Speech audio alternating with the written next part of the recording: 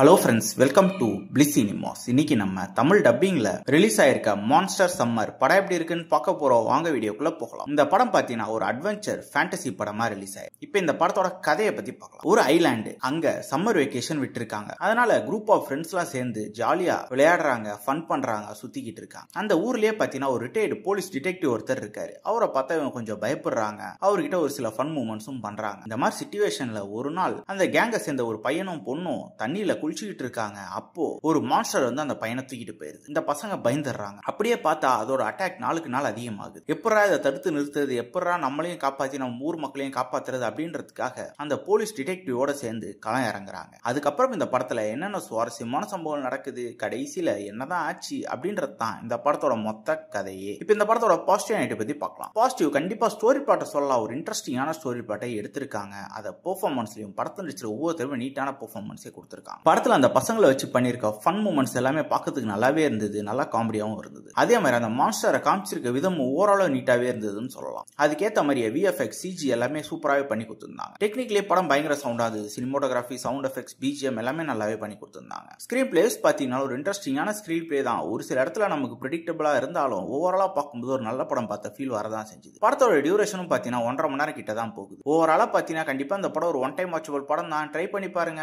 படத்துல அடல்ட் கண்டென்ட்லாம் இல்ல, சோ ஃபேமிலியோட கூட ட்ரை பண்ணுவோம். இன்னொரு வீடியோல சந்திக்கலாம். தேங்க்யூ.